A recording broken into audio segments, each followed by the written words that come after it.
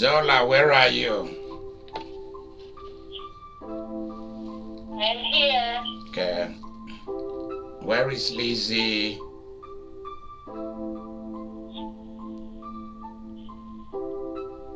Malia, where are you?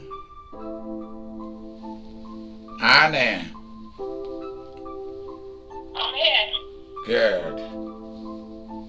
The big one.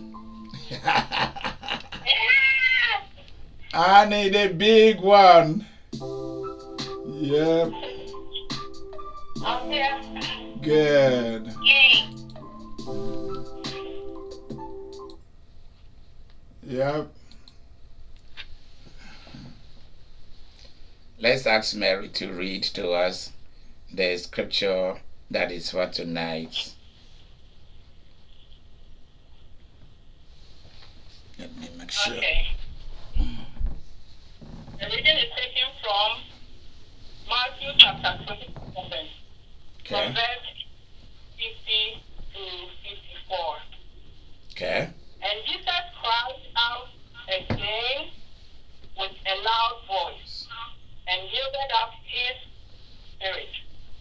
Then behold, the veil of the temple was torn loose from top to bottom, and the earth quaked, and the rocks were split, and the graves were opened, and many bodies of the saints who had fallen asleep were raised.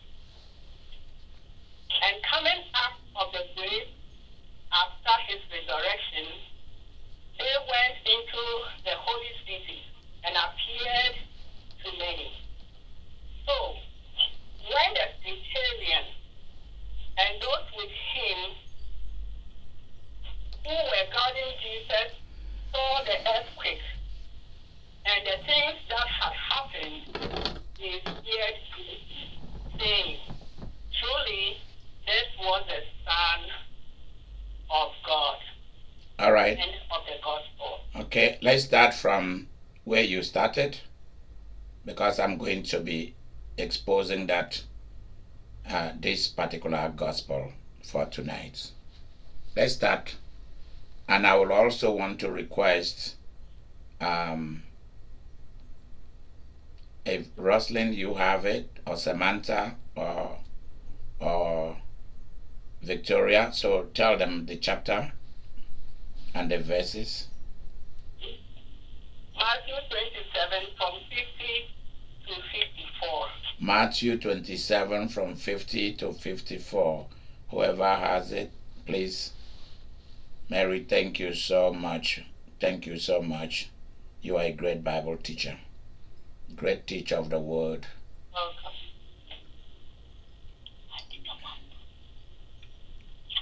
Matthew 27. We'll begin the exposition of that, of this particular gospel. Whoever find it, you begin to read from verse 50. Okay. Can you hear me? Yeah, we can hear you. Okay. All right. Matthew 27, verse 50 to 54. And then Jesus had cried out again in a loud voice. Okay. He gave up his spirit. Yeah, stop there because we are now going to make it word by word, phrase by phrase, verse by verse. He cried out with a loud voice and gave up what? What did he give up? His spirit. His spirit. I want this to be a participatory, engaging thing we are doing this evening. Did he say that he gave up his body? No. Did he say that he gave up his mind? No. What did it say? He gave up his spirit. What does that mean? That he gave up his spirit. What's the meaning of that language?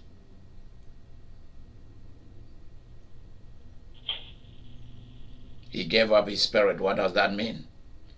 Vivian and Mary. He died. He left his body.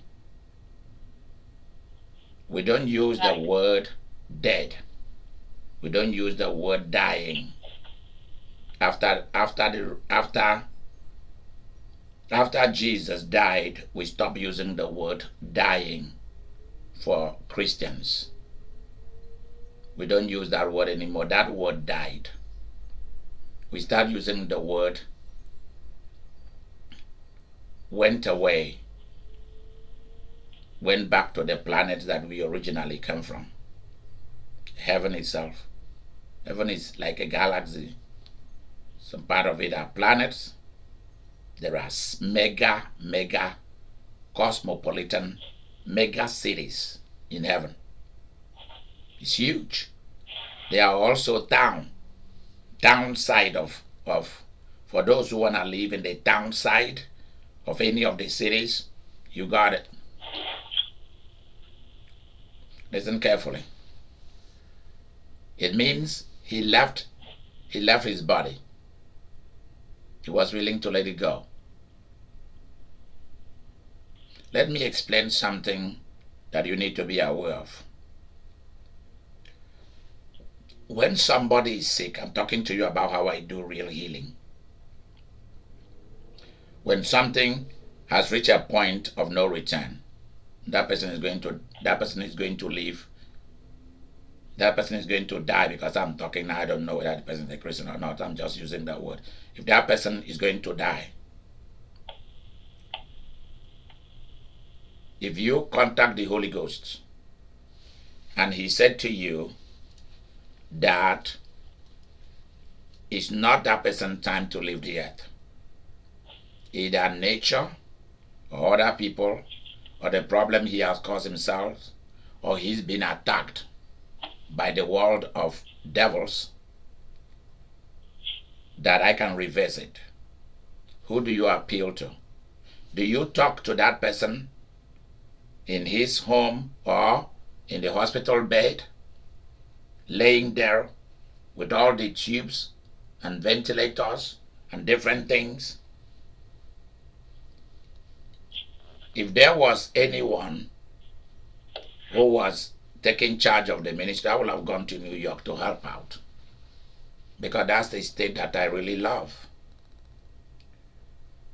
A lot of people are allowed to die because a lot of people do not understand the practice of healing. When medicine cannot help, when medical equipment cannot help, that's where people like me are supposed to come in. I watch in the news to see those in the healing ministry go in to heal people. I didn't see none of them. All these different countries where we have major outbreak of coronavirus, did any of you see TB Joshua go there? Did any of you see Prophet Angel go there? Did you see Manasseh Jordan and his father Bernard Jordan go there? Did you see Benny Hinn and Kenneth Copeland go there? Did you see John Hagee go there, or Pat Robertson? Did you see any of them go to any of those hospitals and said, I am going to heal them? Did you see any of them? None of them. I'm just letting you know, because by tomorrow morning you start seeing people in the internet coming to talk about healing, coming to talk about the resurrection of Jesus, and they cannot raise not one person suffering from coronavirus.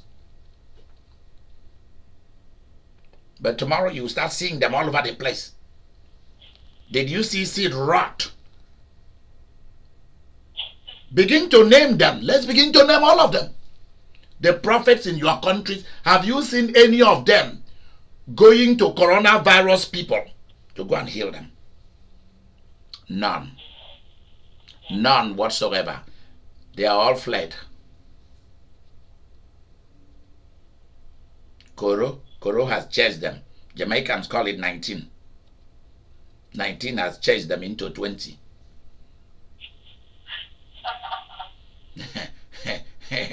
They've all fled.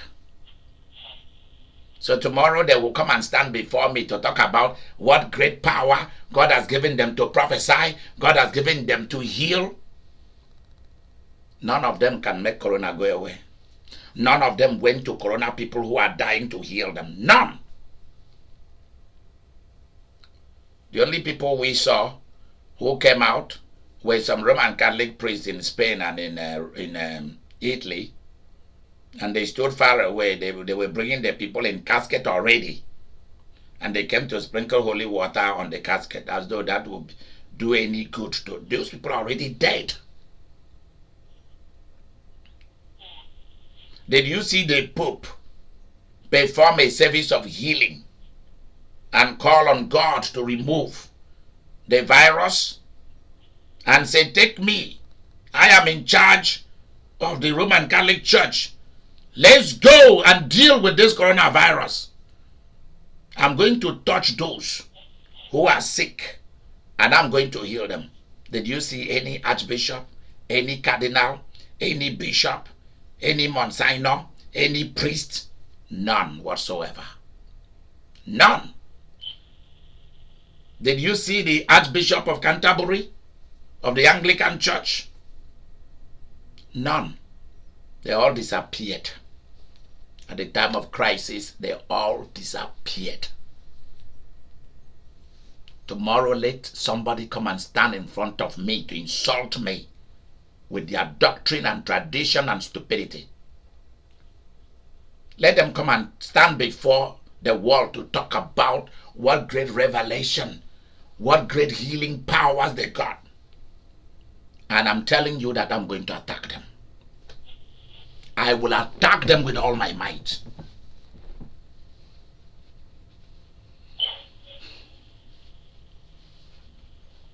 Listen to what Jesus was doing.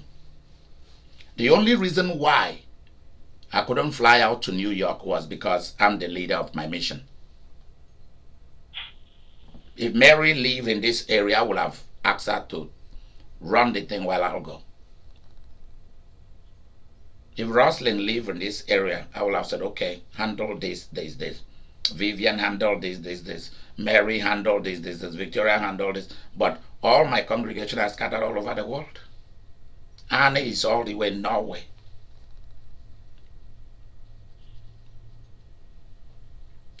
Diane is all the way in New York. Nancy too. And leaders are taught to make sure that they have somebody who is taking care while they go. Because that's what I wanted to do. Because when you are talking, ministering to people in a dying situation or in a fragile situation, you don't talk to them as humans. You spend like a day or 2 or 3 to prepare yourself in fasting and prayer, and then you leave as a spirit. My experience in the healing, in the practice, I call it the practice, I love it, has been when somebody is either dead or dying or is in serious pain. I don't talk to that person in his or her pain, or somebody has a road wreck and is in serious pain, bones broken, skull broken. I appeal to the spirit of that person. I'm teaching you guys the way we do it. It's something that you don't see this anymore in the religions of the world. That's why I am spearheading something completely new. Because in the healing ministry, we are not given a formula in the Bible. There's no formula for the office of the prophet. There's no formula for the office of a teacher. There's no formula for the office of a healer. There's no formula for the office of a miracle worker, which normally goes with healing and the rest of it. Tomorrow you will go to the internet, you see people talking about how they are great healers, they are great leaders, they give revelation and so on. And they were giving revelation, and go and look at the number of people that have perished from nation to nation. Shame on them. And I've been busy.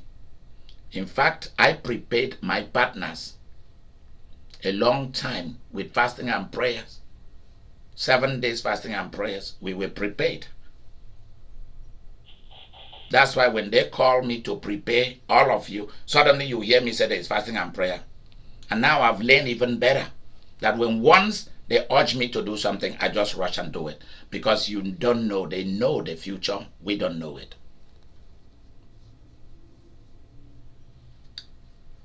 And that's why all of you have survived. Have not lost not one person or members of their family. Everybody, including your immediate families, are safe because you were prepared for this.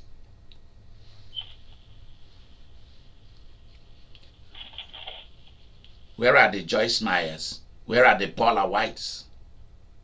You don't see any of them going to New York, New Jersey, New Orleans, all these places. None.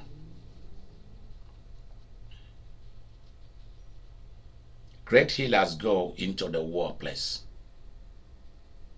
They don't stay back to be talking. And I have told each of you, and or those who stumble on our broadcast, if you have somebody who's suffering from coronavirus, call me. If you have somebody suffering from coronavirus, call me. Because I will want to talk to the spirit of that person. And normally what I say to the spirit of that person, I am not talking as flesh at that point. When it comes to the heart issues, the operation is to operate as spirit.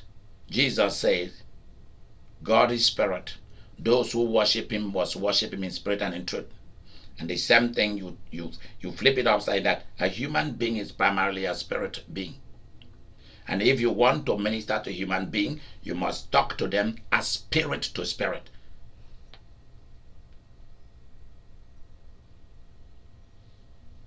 If I'm ministering to Vivian or Roslyn or Mary or Vicky or Beatrice or Annie or Segi, if it is something very critical, I will not want to minister as human to human. And Nancy, that's what I'm going to do for your family members. Is Nancy on the line?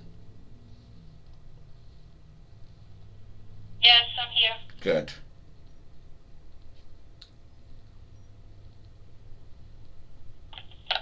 See, when Jesus went into the house of Jairus, and people were crying and wailing, he drove them away. Only those who believe in what he can do should hang around. Only those who believe in my practice, I allow to hang around me. Those who don't, I don't want them. Because they will stop the flow of the good things.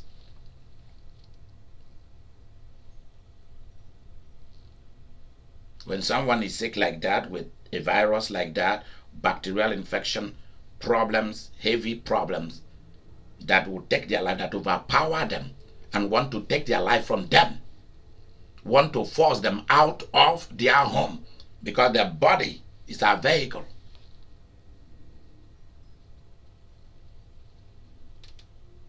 It's something that our mother generously loaned us. This is where the greatness of a woman comes into. And men don't know this. Not many pastors know this. Our body is given to us by our mother and the work of our fathers. But basically it is from our mother's womb we inherit our flesh. We can then sometimes come out looking like our dad, but that body belongs to our mother. It is the generosity of the woman, the generosity of the girl. That's why we are here. Without the generosity of the girl, we won't be here. Of our mom, our moms are girls. They are the best thing that God gave to humanity, even though men don't know this. Some men, some may, some perhaps know.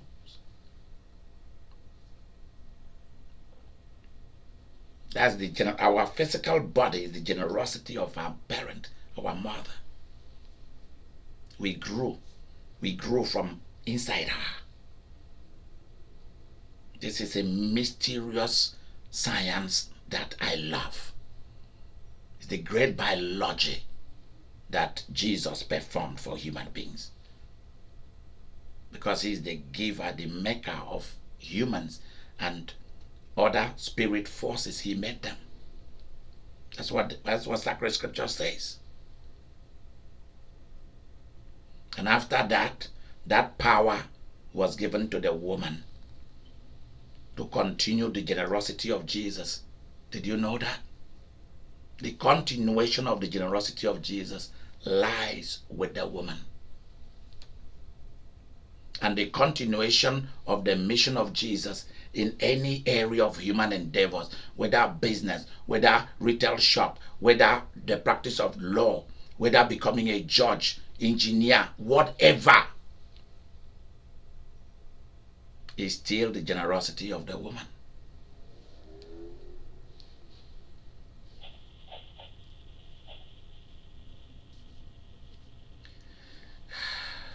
The woman has given us everything. Everything we are, everything we will be. Anybody who is going to teach you, anybody who is going to make you into anything after you've been born was also a generosity of the woman. So Samantha, make sure you take note of this area. When you will watch this video again, take note of this. Write them out for me. I will so much appreciate it. And give me a title of a book from me, The Generosity of the Woman. Okay. Because this is huge. Men after coming out of the woman, now want to tell you that they're independent from the woman. Seriously? You are not. You are living on their mercy. And that is why any society that do not accept the fullness of the capacity of a woman becomes a backward society and will be left behind by the rest of modern civilization. Just like any state in America that does not welcome immigrants, does not welcome them, become a backward state. That has been an ongoing thing. California is wealthy because California is mama. New York is wealthy. New York is mama. Illinois, the same thing. Go and look at welcoming states and you see how blessed they'll be.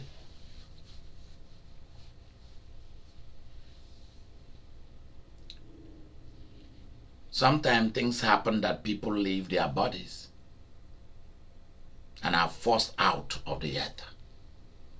Jesus was forced out of the earth, but he was willing to cooperate for that to be done.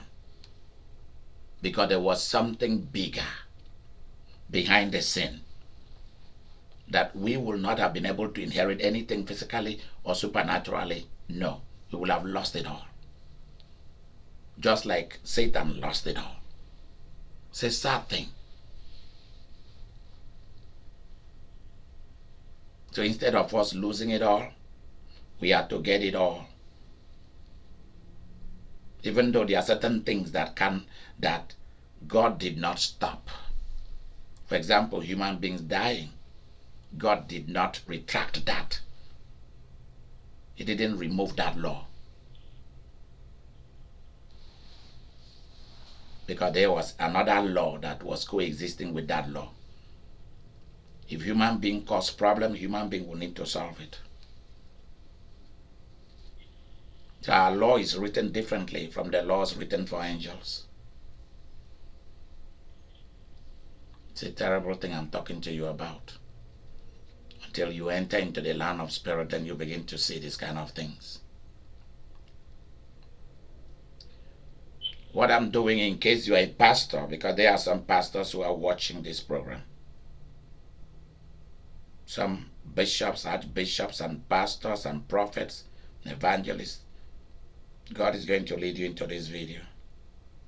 What I'm telling you is not theological things only, but this is part of popular culture, popular religion.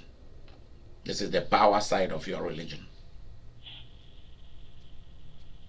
This will work for you.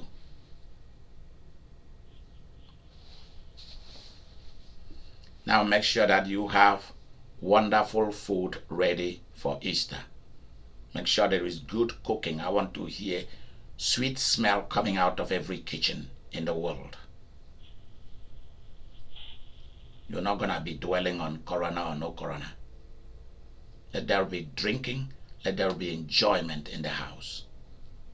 Even if there are few people there, no problem. Jesus cried out with a loud voice, and he left. Where did he go to?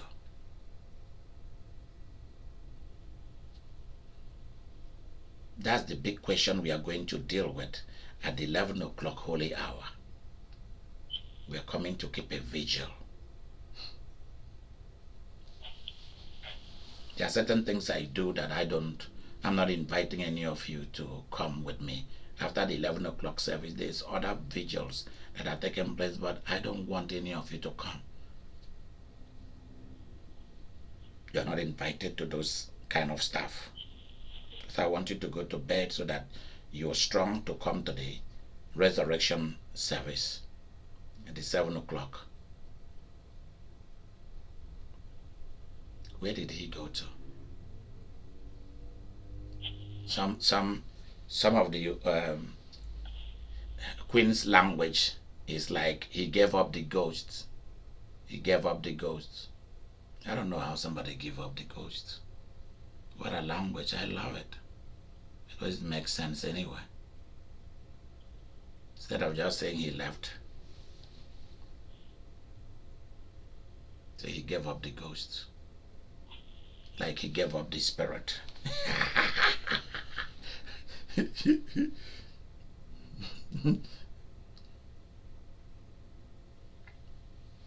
He went away. He didn't need that. But you see something? When I am ministering to people in a situation of crisis, I'm actually talking to them spirit to spirit. There are sometimes that I am doing deliverance. And it seems like the forces involved, the forces of contest here, they don't want to give up.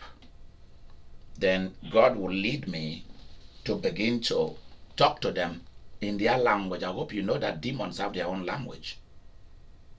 Fallen angels also have their own language different from demons. Aliens have their own language different from fallen angels and from demons. Mermaids have their own language. In fact, I've learned the one of mermaids. They make sounds. They don't really have vocabs, but they make phonetics language. They make sounds that are very powerful. Angels of God also make sounds, also fallen angels. So they speak different kinds of languages. Some of them are just sound language or projection language. They project into things or into other beings, and you will understand them clearly. Because this is no longer an intelligent thing, it's a different kind of intelligence. So human beings also possess the capacity for higher intelligence that is beyond the mind realm or the physical realm. And that is when God will change me into a being, which I am, to speak to those creatures in their own language. I don't just speak one kind of tongues, one kind of spirit language. I speak many. And that was strange when that began to happen to me. I was like, why am I, when I'm ministering to this person, and speaking a different language. Then the Holy Spirit told me that as each person is different, as each environment is different, where they are calling me from is different, so also the powers in those places. And sometimes you need to speak to them. There was once I was ministering to somebody in London. I was ministering to somebody, and the Holy Spirit instructed me that this is not a physical thing or a mind thing. There is a devil that is involved. And I said, what kind? And he told me. And I wasn't talking to the person. I was now talking to the demon in the person. I said, I know who you are. I'm not talking to this person. I'm talking to you. I'm facing you. Why are you here? This is your name. He said, how do you know my name? I said, who do you think that I am? You think that I will not know your name? And then that demon switched and now began to speak to me in their language. No longer in English. And then I said, why don't you speak to me in English language? He said to me, I can't understand English. I don't speak English. I said, then why are you speaking this one that you are speaking to me? He said, because I understand what you are saying. That's why I can mimic you and say what you are saying. And I said, that's not true. Tell me the truth. He said, I am getting the English from this person that you are ministering to. I said, I got it. So they can actually come into your mind and get your language and begin to speak it. Doesn't matter what kind of language is it. So I tried to speak in English and he didn't want to talk to me. So I said, Holy Ghost, help me. I said, Holy Ghost, help me here. And suddenly they switched me from English into that thing's language. That was in a second. I ceased speaking English and I began to speak a language that was demonic language. I began to speak their language. And suddenly, it seemed like I was cursing the demon's fathers and mothers. I was calling sickness upon that demon. I was cursing them with bad luck, with all kind of... And the demon said, enough is enough. I can speak English. I said, oh, you don't want me? I said, no, I don't want no English. Let's speak in your language. You say, no. Because you are destroying me.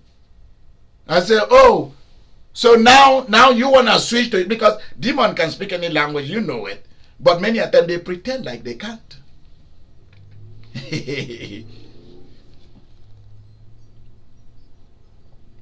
And here, he's now switched and said, let's now speak in English.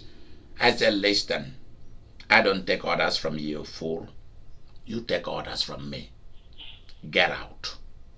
I'm not here for a game. And the person fell down and began to do all kind of drama. And the thing came out and left. Ever since today, the person is normal.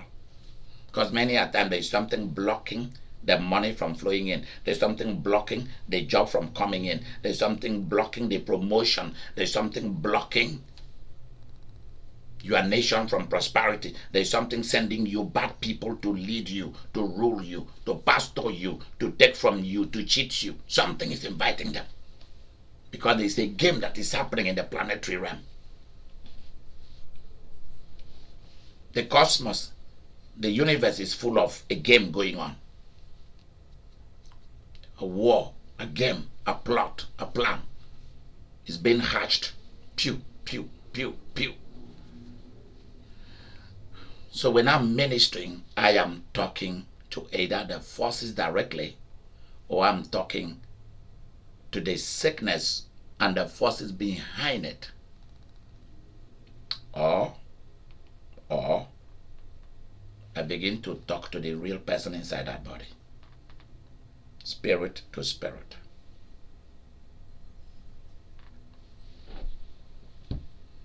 I'm now explaining how human being is, how things function.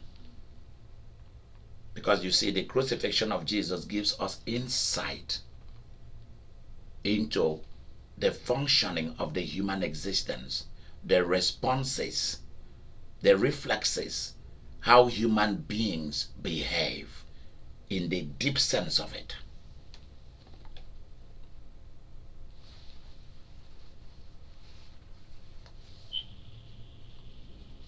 He left his body.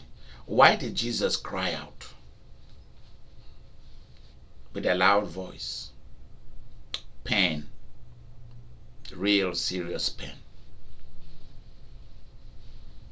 Pain will make you cry out.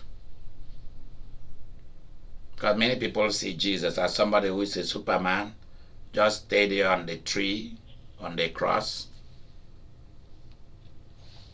and let himself get killed. He didn't feel no pain. That's a lie. Jesus died as a human being. You have to be aware of this.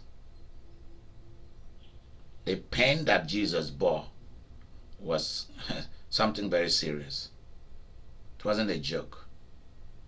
He cried out of pain and said, I'm willing to leave the earth. Just for a while. Let me go to my next assignment. But he left the world in pain. He came into the world with a lot of problems already plotted out against him, with Herod, etc. He would have been killed. And now they pursued him and killed him. And he left in pain and in torture. Not with rejoicing, in great sorrow and pain and sadness. Started from the Garden of Gethsemane, that he began to feel the pain of what he was going to go through, the beatings. They butchered him. What I mean by butchering, they tortured him with insane pain and torture. You have no idea how painful to be the kind of nails that they use to drive into. It breaks the bones, it shatters the bones. Just break your hands. Because remember that even before they crucified them, they tortured them. Before they killed them, they tortured them a lot. And that's what they did to Jesus. The Romans did that in order that the public will see it and will not repeat the mistake of that person. So just think about driving a nail through your bones in your legs and in your hands, piercing you with spears until you gave up and die. It wasn't that the Romans could not have cut you down with a sword, but this one was to show a public example that you cannot do what this person did. So when you see the torture, you will never go that route. That's what the Romans did. They knew they were first-class torturers. Wicked torture. The pain wasn't a joke. That is why you can actually receive freedom from the pains of Jesus. You can turn what happened there was physical. Why? You can go to Jesus and get something out of his body, or out of his mind, or out of him as a spirit being, and from him as a human being, is because what he suffered was physical. It wasn't just a mind thing or a spiritual thing, it was a physical pain. Therefore, you can take your physical pain to him.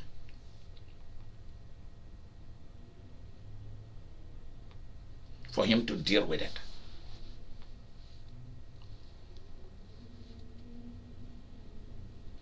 Go to the next.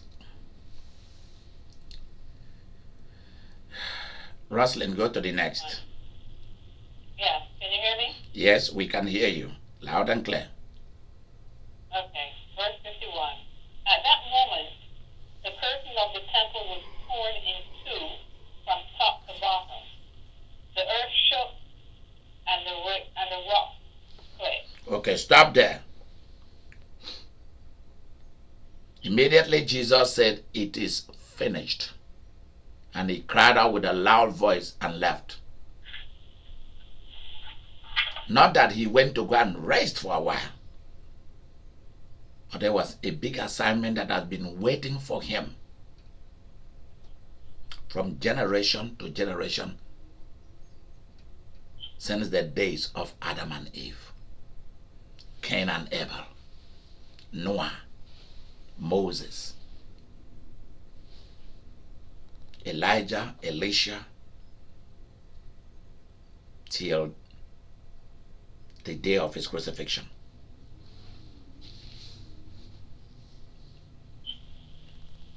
One of the things that we learn from the crucifixion of Jesus is, do not allow the pain you are going through, the torture you are going through, to stop you from focusing on what you want. See, he was winning soul while he was hanging on the cross. Jesus was winning soul. He won the thief that was on the cross with him. While he was going through torture, he was still carrying out his assignment, dishing out orders to his followers. It's crazy. So you cannot say because of what you've suffered, because of what has given to you, you gave up what you are supposed to do. Those who give up, they are cheap, they are cheap, they are weak, and they are broke. Till the last drop of your life, be on your assignment.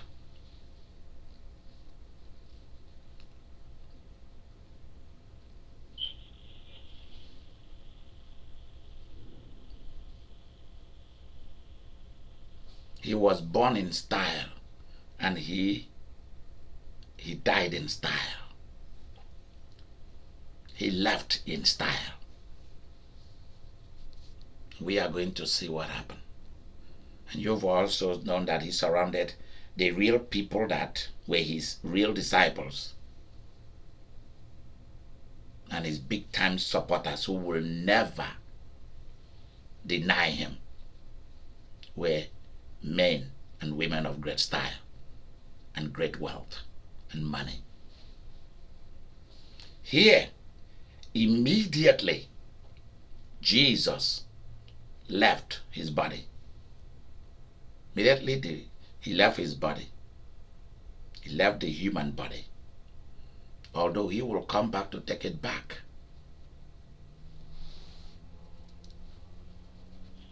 This is something serious. Because he knew that his body will be in a good hand. I cannot tell whether Jesus, Nicodemus, Joseph Arimathea, and the other secret key players, he already prepared them for this. I don't know. But it sounds to me like he did. That his body will be left in the hand of the right people. Because Jesus never did anything that he did not carefully plan for. Everything about Jesus was planned. Carefully planned.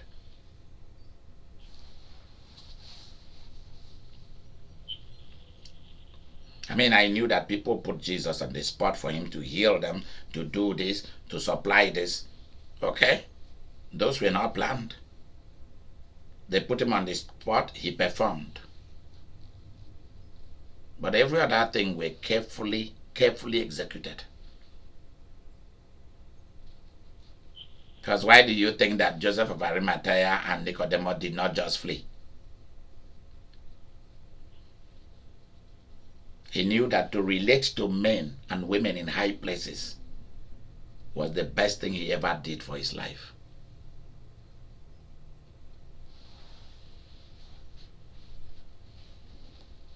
That's why I said to you guys, I can never be a Democrat in America. Because Democrat uses power only for social change. In as much as I like social change, I also like personal power. I like power for business, because that's what Republicans do. And I like that. Free market, in the creation of individuals' wealth. Why I am for Republican kind of mentality is because one day I'll have all the money in the world and I do not want to pay the price for something. Nancy has already warned me about that. You pay the price for something and somebody else comes to take it from you. In the name of doing social reform, financial reforms. No. Let everybody pay a price for what they want. Jesus did.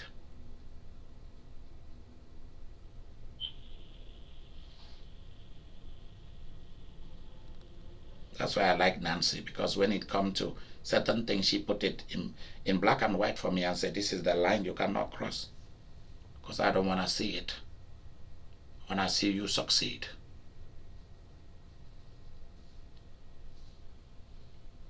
That's why, Nancy, if nobody likes you, if nobody loves you, I do. I take what you bring very seriously and your person. Because you talk to me, even though it might not be sweet. But I know that is life. That's my life right there in our hand. Because some people don't like this kind of talk, but I like it.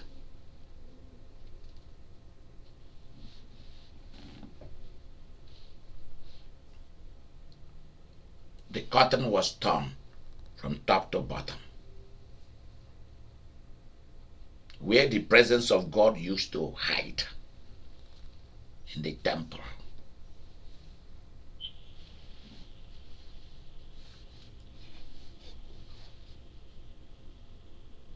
God left. The presence of the living God left. Why? Because God was on earth. So why should God be hiding in a temple? Whereas Jesus was right there representing God, representing the Trinity, the family. And that's why there was a fight going on constantly. Clash. So the clash between the Jewish leaders and Jesus was also a clash of mysterious power. God is right there in front of them. And then the presence of God also is there in the temple, which is not supposed to be.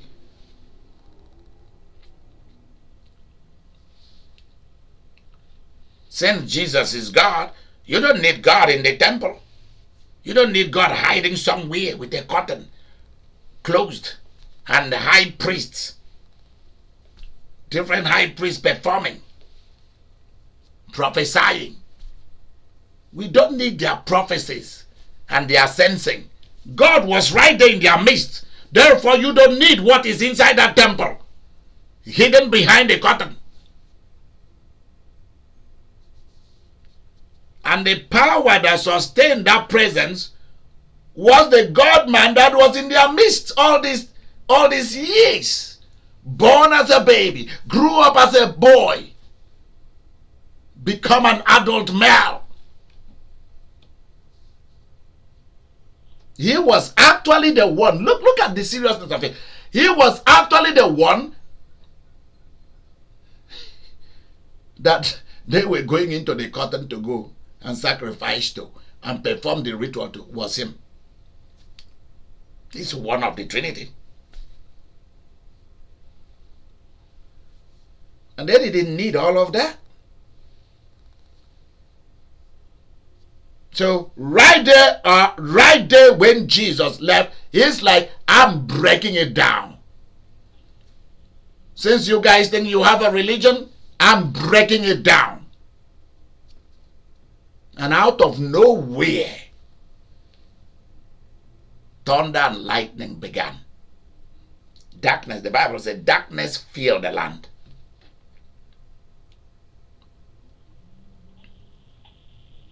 Anyone who see that part of the gospel where he says, darkness filled the land during the burial of Jesus, read that to me.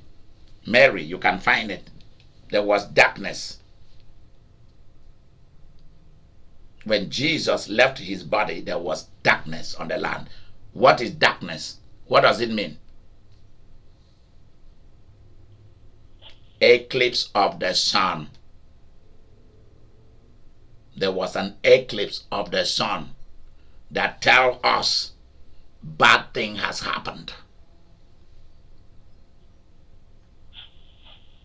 Eclipse tells us that. Eclipse tells us the other side of the eclipse is all things have been swept away. What people are holding sacred, their animosity, their religion, their political group, their economy, it's gonna be wiped out. Don't you just see during the day turned into night? Please, anybody who see that reading, stop me and read it to me. There was darkness in the land.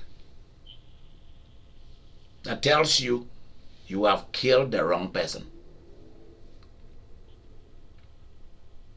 A mistake has been made.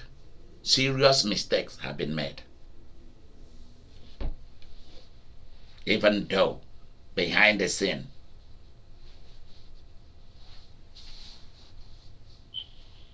it is for our own welfare, for our own good. That's why he came.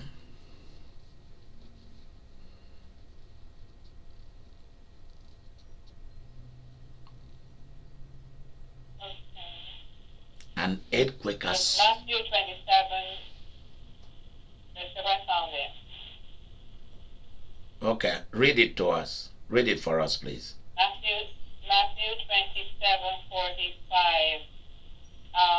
From the 6th hour until the 9th hour, darkness came over all the land. 3 hours there was earthquake. From the 6th to the 9th hours, darkness came upon the land. Who in his right mind will not know what that means? They still didn't know.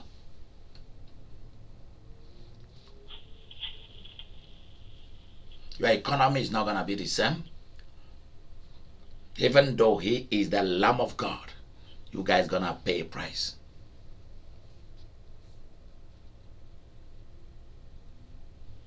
There's going to be an eclipse against a lot of nations. I am telling you as a prophet of God, mark my word. There's going to be eclipse. What do you see? You think it's a big thing. America has got into recession, also different countries. Saudi Arabia suddenly do not want to fight a war in Yemen anymore. They pull out. Because people are getting broke. Don't let Bloomberg News and CNBC, Fox Business News keep telling you and start pumping your mind about what is happening in Wall Street. Hey, everything will go back as normal. Don't buy into those crap. Because the economy of the world has collapsed. Let's face it. And shortly, another collapse will come. If care is not taken, if human beings do not, if they do not do things right, nature will always turn against us.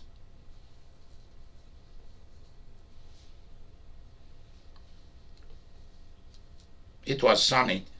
All day today has been sunny. There's no prediction that there will be rain. None. Suddenly I opened my mouth to begin to pray for some of our partners that I was asked to call to pray for them because of certain needs. Immediately, there was thunder and lightning. Just a few minutes ago, there was thunder and lightning out of nowhere. I mean, we have big sunlight today.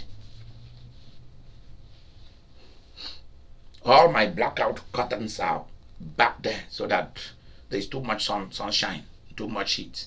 But immediately I opened my mouth to start to pray to them. Bam! Out of nowhere, I started hearing thunder and lightning.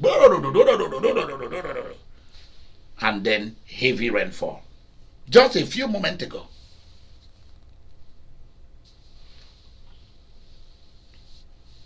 Giving me a sign of what is to happen. Thank you, Lord. Heaven will always give you a sign if you want it. I told everyone 2020 is the year of drama for some people. But it is the year of prosperity for us, and that's what it is.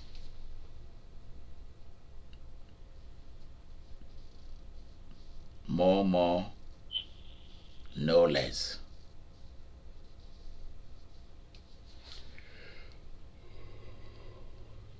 I mean, some people used to say no more, no less. No, my own, I say more and no less.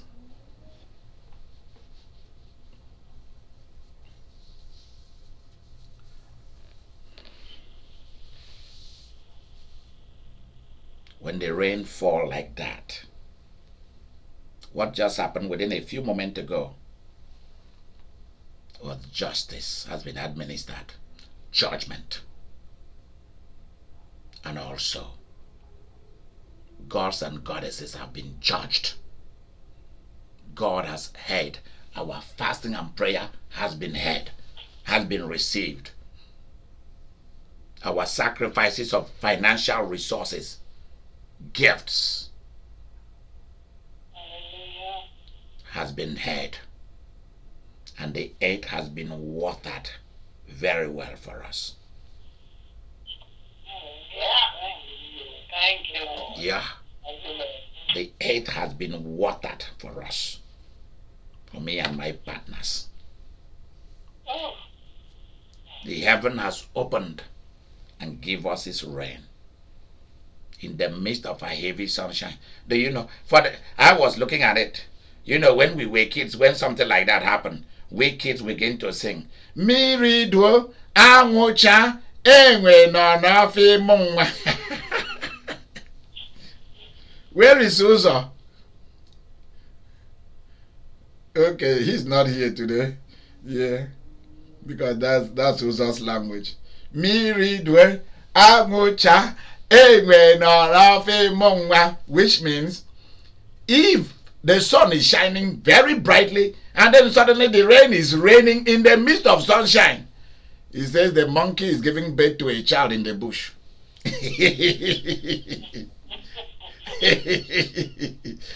Oh my gosh. Oh, I love children's stuff. I will never be able. I can understand why they put me in the order of the children and not in the order of the teenagers. You know, I will never be able to be a teenager. I've never been one. I will always be a child. And I love children's stuff and young people's stuff. I like their way of life. I like their approach to life. Beautiful. And the rain was huge. I mean, the rain came great. And then suddenly stopped, and then it continued to rumble. The sky continued to rumble like they are telling me, like they are talking to me from the sky. And I just kept ministering. Finish this, I go to the next. Finish this, I go to the next. And if I've called you and I have spoken into your life and rang the bell and tell you, let's go, it's on. Nothing can turn it back. Ha ha! That this is not your faith. It's not your faith thing. This is not have faith in God. This is not the ministering of faith preaching. The sky is open of its own for you. You should know when the sky is open for you and rush in to get as much. It's like they open the warehouse and they ask you if you want to bring 150 trailers, 150 semi trucks to come and get as much as possible. If you can, get it. That's what is happening today. That's what is happening today. You can't exhaust what is inside there. Forget it. Even if 1 billion people go there, they can't exhaust it. Carry as much as you want. Then the rain came and watered it, which means continually from this Christian New Year onward, you will be well watered. And the heaven will always be rumbling. And the heaven will always be rumbling on your behalf. Heaven will be speaking on your behalf. That's the meaning of the thunder and lightning.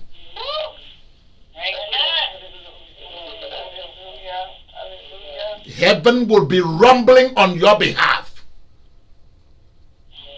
If the rain didn't want to fall for you, if money didn't want to fall for you, if promotion did not want to fall for you, thunder and lightning will strike into that place, everywhere.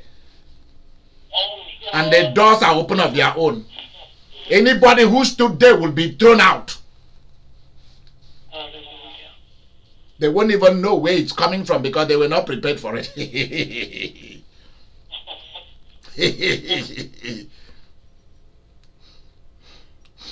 And there was thunder and lightning.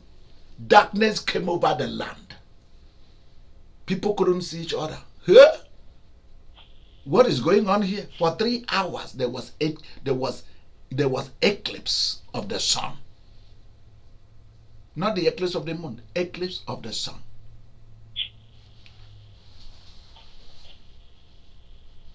Which means the days of the Jewish people for evil has been carefully calculated and executed against them. And they did not turn back to ask themselves, what is the meaning of this? Have we done the right thing? But Nicodemus sneaked out of among them to go and do the right thing.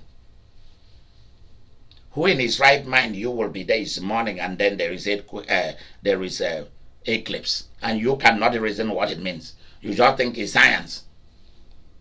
It's nature. Okay, what is nature trying to tell you? Because God speaks through nature. Twice I will know that we are in deep winter is when the owls arrive.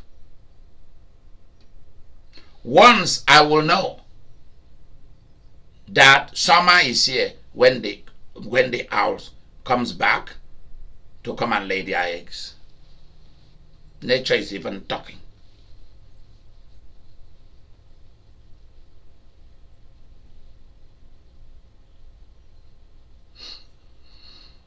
Early tomorrow morning, you will see a group of birds. They are coming, I think, from Europe. They will be coming under my ceiling. Early in the morning, starting from exactly 6:30 to 7 o'clock, you start seeing them coming. And they will be the one to wake me up. So right now, I'm expecting them. They're on their way. Every Easter, they are here. They don't come any other day. They arrive on Easter. And for some reason, wherever I go and make my home, I see them. Until I learn what that means. On Easter morning, bam, 6:37, you see them arriving. And they will start, immediately they arrive, they will rest for a few minutes, and then they will start building their nest immediately. So tomorrow this place will be full of birds building their nest inside here. While I'll be sleeping, they will be busy having sex in there. And you can see they will be making noise throughout the night.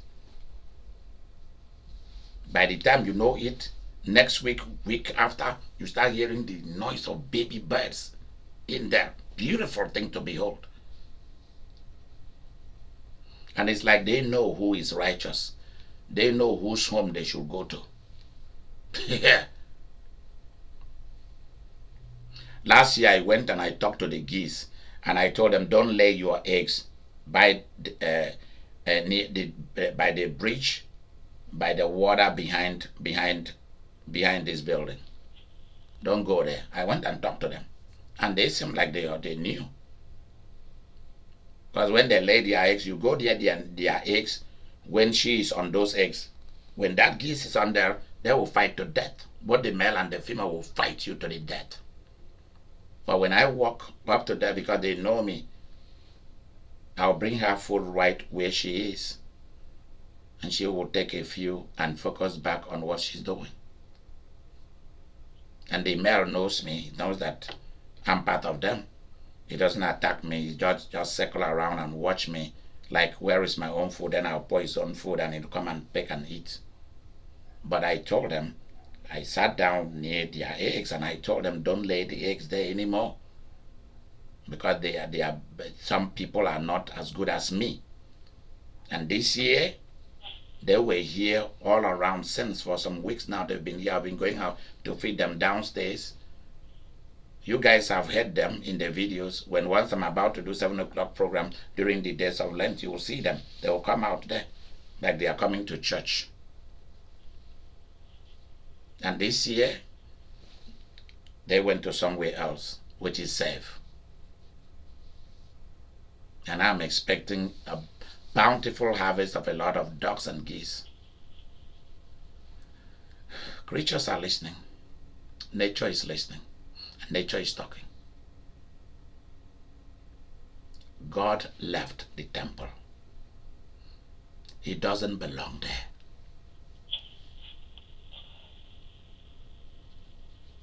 The people who are in charge of the presence of God are not good people. Even though they are doing it with all their heart, it is zeal without knowledge, and knowledge without the right kind of zeal. They are actually serving a God that they don't know, but they think that they know the God of Moses. Moses, who gave them the law, was a supernatural being, was a supernatural person. He was in the practice of the supernatural. It was not just strictly laws. Human lives were made better. God was encountered, but now God was just for money and for preservation of history in the name of religion and culture and social trend. Continuous social trend passed down from generation to generation. Jesus broke it. He says, I have been waiting for the day that I will stop it.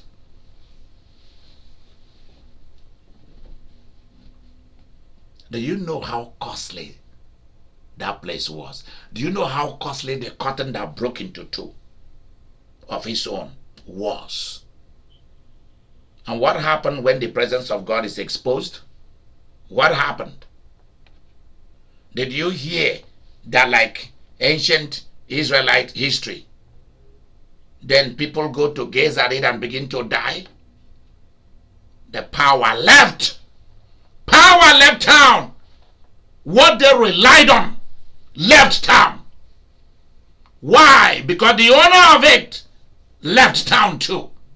And things would never be the same again. The owner of it destroyed the religion, turned it upside down. It becomes something completely different.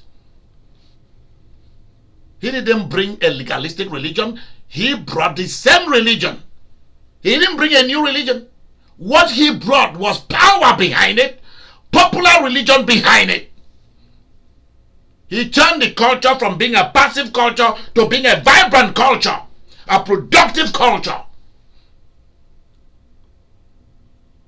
Civilized conversation and civilized lifestyle. Let's stop making religion the alpha and the omega of our lives. Your life and what you need come first. That's the meaning of the curtain being broken and God left. His presence left. And go and look after that. If the Jewish people thought that they've suffered, their suffering began from then, because Jesus was warning them and crying out to them and said, you guys are going to look for me and you will not find me until you say, blessed is he who cometh in the name of the Lord. He demonstrated Palm Sunday for them. They will not listen. He cried and said, the days are coming, Jerusalem, that you look for me. It will be like, I am like a mother hen, a mother chicken, trying to gather his young ones under his feathers, and they will not listen. Because after that, when God left the temple, when he left the inner sanctum, the inner sanctuary, when his presence left and his angels left, the Jewish people became for whoever can buy, whoever can capture, whoever can destroy. And their history has never been the same up till today.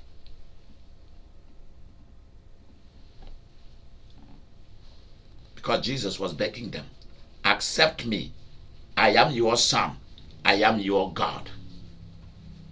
That's why he said he's son of man, he's son of God. At the same time, I'm here to balance your life. I am here to give you what you never had.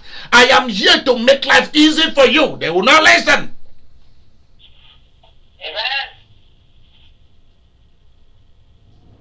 So because there is a new culture, a new covenant, well, the new and the old cannot mix. So the curtain broke. Don't just think that it just means that the curtain just tore into two, which is what happened. Of its own, they don't know why. Maybe they were thinking, maybe it's because of the thunder and lightning. And then suddenly, the 3 hours of eclipse of the sun, now there was earthquake. Now there was earthquake.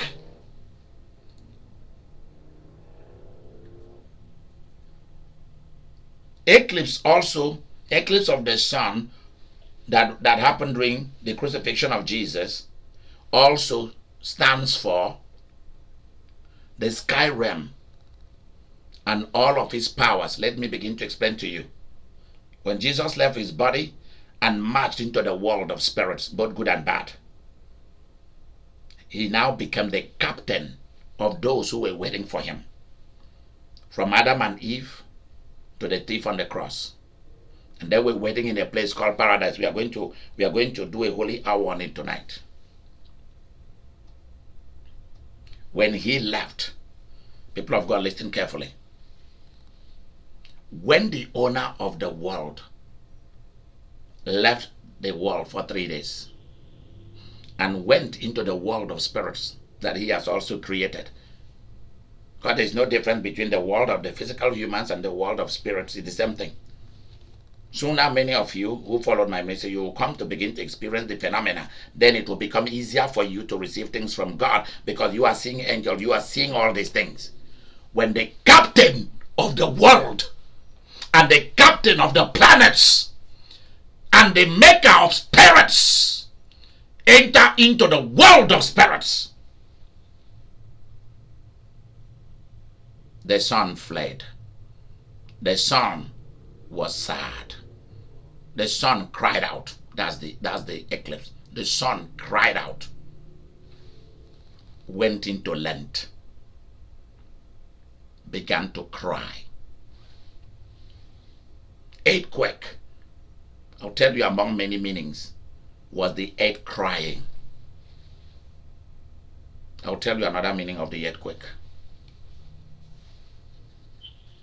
Another meaning of the eclipse of the sun was immediately Jesus left his body and entered into the world of spirits. Every demon was on edge. They are already a nervous breakdown in them. They're already going through major depression. They're already in a free prison. Prison nonetheless, maximum ones. Because the greatest torture is to be kept out of God's presence forever, and you know it. And to be stripped of the best that was given to you, and you'll never have it back. And you know it will be punishment after punishment for daring your maker. Immediately he left his body on the cross and entered into the world of the spirit. Every demon, every fallen angel, every powers that has made the highway of the sky, where they collect, according to Mary, tool booth, where they collect money, where they steal people's prayers, where they steal and fight angels, not to bring things to you and not to bring things from you to God. Immediately they saw the captain, they knew him. Instantly, when Jesus left his body, immediately the supernatural world of darkness, they knew him. And they fled. You saw the eclipse. They covered themselves with darkness because they hide in the eclipse because they were too afraid to look at him because they couldn't look at his face. At that point, you can't look at the face of God because that's what Jesus carried. They saw the person that they hated right from heaven itself. And all these years they've been wondering, why is it that there is a glow that is covering where there was somebody that used to sit there? Why are we only seeing like two people here? We see God the Father, we see God the Holy Ghost. Where is this other guy? And they have been in confusion all along. And now their suspicion is full blown.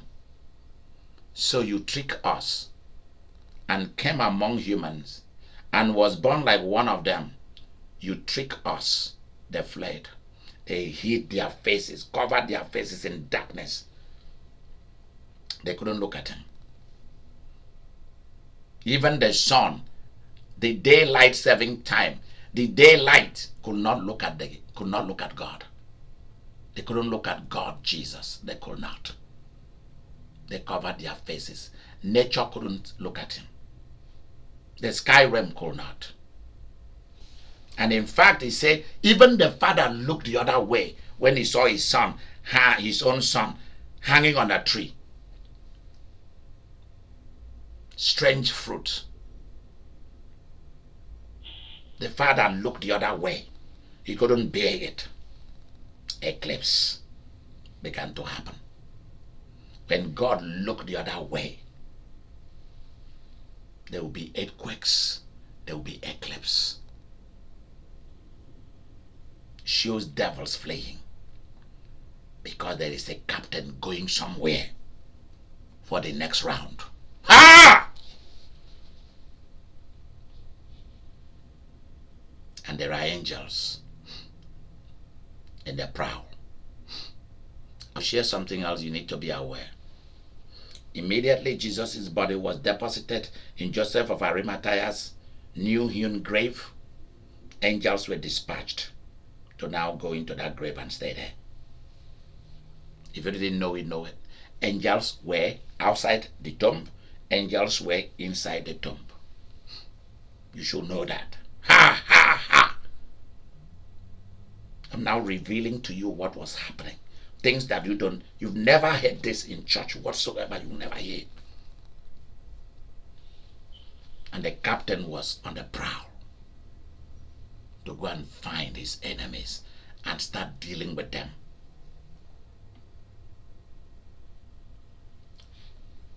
After that, he started journeying into paradise, a place that God has built.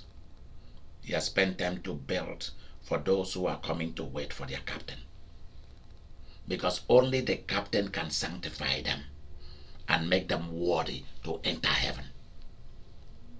That's why you will hear in tonight's reading, Mary will be reading to us, where Jesus said, nobody has ever seen God. Paradise is also called Abraham's bosom, or paradise of God. Because it doesn't belong to the devil. It is like a place that God built. Is not limbo, like Roman Catholic calls it limbo, where people are sleeping and waiting. That seems foolish. They are still doing things. Things are going on. It's a planet. Paradise is a planet, a big one, massive one. And you will see where there is a gulf. There is a boundary that separates paradise, a gulf. There's a big gulf that separates paradise from hell, from the land, from Hades, the land of the dead. So paradise is not the land of the dead. It's the land of righteous people waiting for a captain. And after Jesus finished getting them into heaven, all of them from Adam and Eve to the thief on the cross, he came and sanctified them. The same blood that he shed for us, that he carried for us, the wounds he carried, he went and applied to all of them. From Adam and Eve to the thief on the cross, he went and applied his blood on them, spoke the word of God to them, told them that he is the good news, and they came and touched him. He blessed them, and now he told them the door is opened. Everybody start moving in. That's how human beings began to enter heaven. Because the captain arrived. Your job when things are happening is to say, I want my captain to appear in this situation. No more, no less. Do you hear what I'm saying? Yeah. This is big. This is big. This is very big what you are getting tonight. Hallelujah. This is more than $1 billion business you are hearing tonight. And God must reward me for it. Amen. Amen. Eclipse of the sun. When you see the curtain break into two, it means the Jewish people are going to break into two. There are those who are going to follow God, and there are those who are still going to follow the devil. There are those who still want to follow the old covenant, and there are those who are going to follow the new. But God is no longer found in church. I'm just letting you know. There is no religion and there is no church that is keeping God. Ethiopians tell you that they are keeping the Ark of the Covenant open for everybody to come and see. They say no. They kept one old man in one little house and feed him with food and tell you he's the keeper of the Ark of the Covenant. When I saw him on the this thing on Travel Channel, where that girl, is it Josh something, that travels out around the world to do archaeological findings, when the man finally came out to meet him, I said, this haggard, tired, poor man is keeping the Ark of the Covenant. Are you serious? As Ethiopians, you don't know how to manipulate and lie to the world. This is not the way to do it. There's no way in the Bible that tells us that the Ark of the Covenant came from Solomon to the Queen of Sheba's son. There's nothing like that. Where is the tradition? The real thing?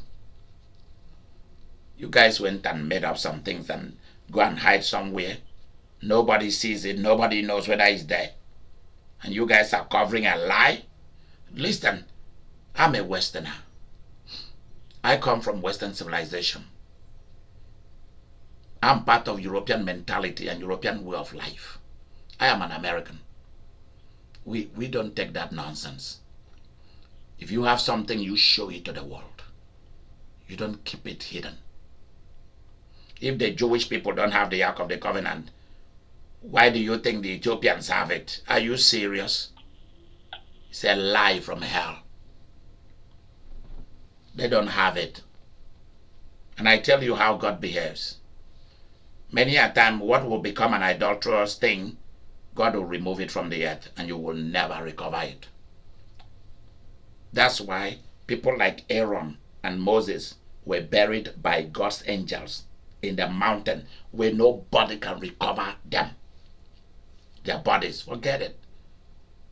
Because God does not want the devil to capitalize and make massive occultic religion out of them.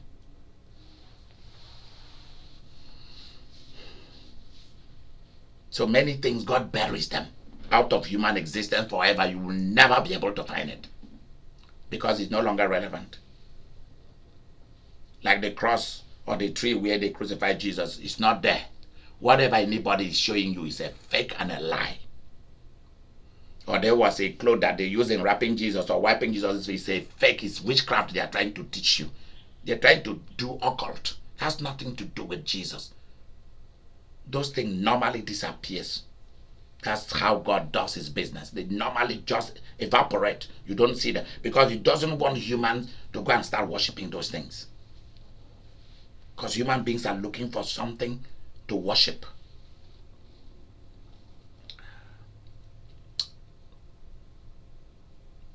There was earthquake. Hell saw the captain, and hell fled. The land of the dead quaked. Lucifer ran. Hell hated to see him. You again. You again. We suspected that you must have been somewhere and we didn't know. So you sneak in among men to play the game against us. You know that there is a case in the court. So you became the judge.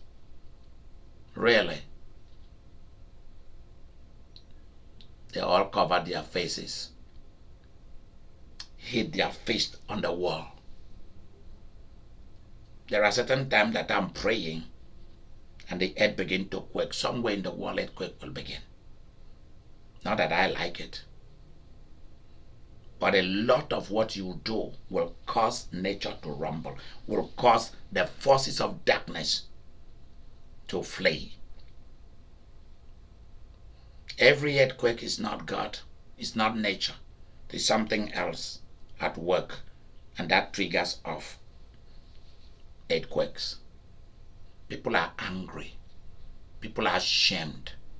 People are put in trouble because things didn't go their way. And not only that, nature behind the ground.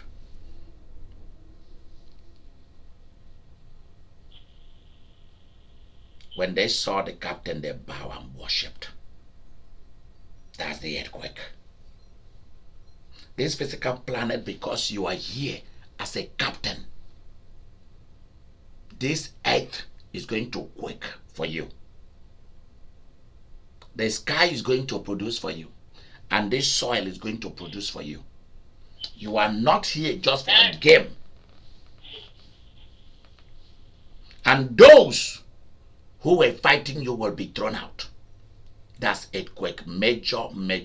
When there is a major earthquake, things are going to be turned upside. Have you seen where there was an earthquake? Things are turned upside down. When you go to that place, you won't recognize that that was a city there, or a town, or a village. The whole place is gone.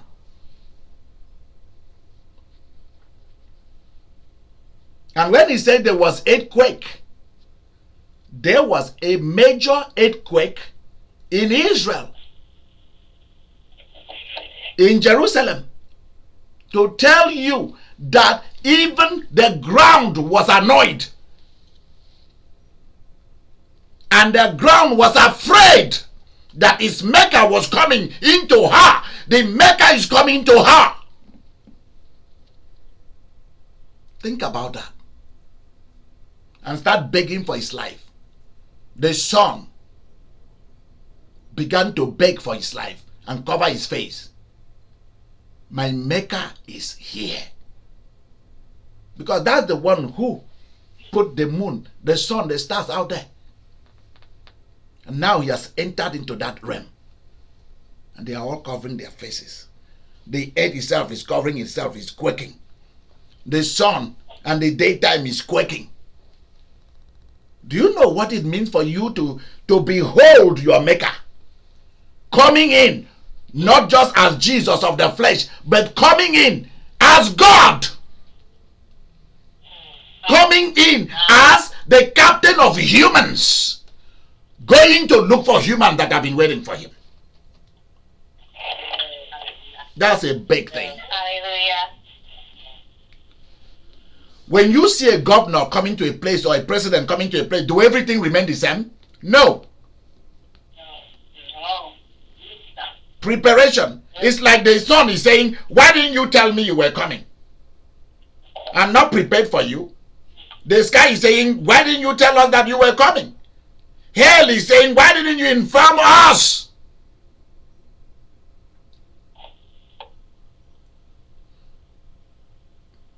And the wicked dead people are like, what's going on? What's going on, bruh?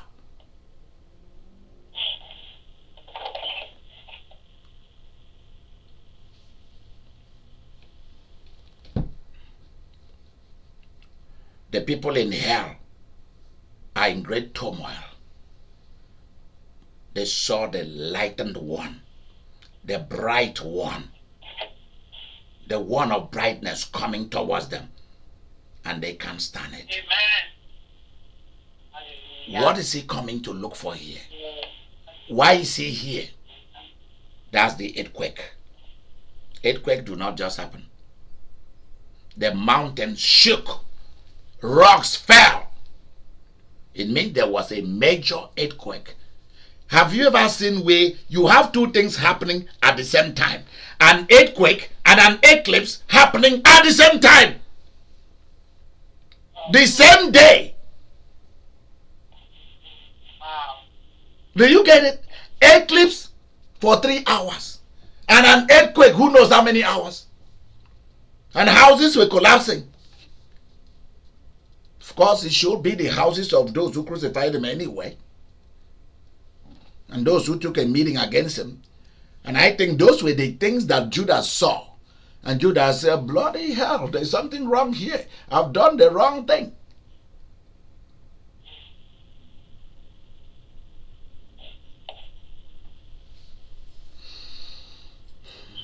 We are not told how many people died because of what was happening. The Bible, we don't see that recording, but it's there. Earthquake do not just happen and no. Suddenly they were not prepared for eclipse. Boom. They were not prepared for earthquake. Boom. Who in his right mind will not know what is happening? That something is wrong. Rocks were falling from everywhere, from the mountains. People were fleeing for their lives.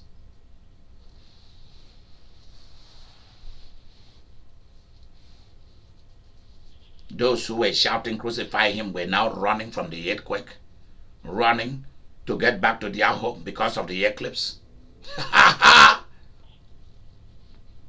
The Jewish people now have to run.